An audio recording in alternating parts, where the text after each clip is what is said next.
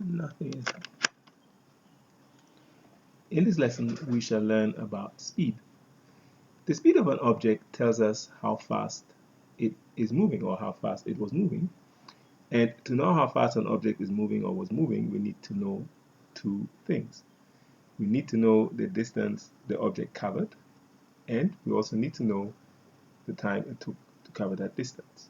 So in other words, there are two things that we need to know if we want to be able to determine the speed of an object. That is the distance it covered and the time it took to cover that distance.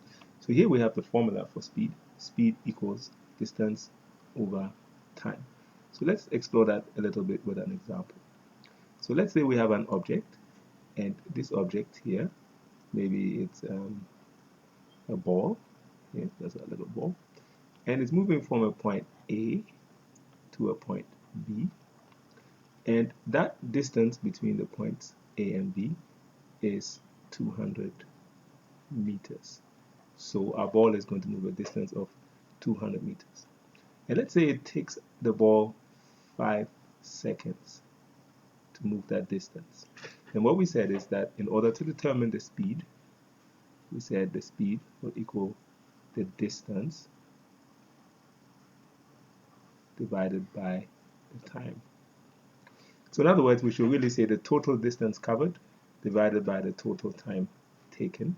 And in this case, the speed will be 200 meters because that was the total distance covered by the ball. And it took 5 seconds. And so the speed here will be 40 meters per second. So here you see that the speed is recorded as so many meters per second. It could be kilometers per hour, it could be miles per hour. But it's always a distance and the time it took to cover that distance because we're dividing the distance by the time.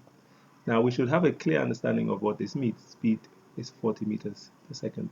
We should have a clear understanding of what it means. And what it means is that after 1 second, if the ball was here, after a time of 1 second, then if this is 0 meters, I'm sure you can guess, after 1 second, the ball would be at 40 meters. Then after another second, another 1 second, then the ball would be at 80 meters because it's gone another meter. Every second it goes 1 meter. So another 1 second passes and the ball has now gone 120 meters. Another second passes and the ball has now gone 160 meters. And then the last second, another 1 second, and the ball is now at 200 meters.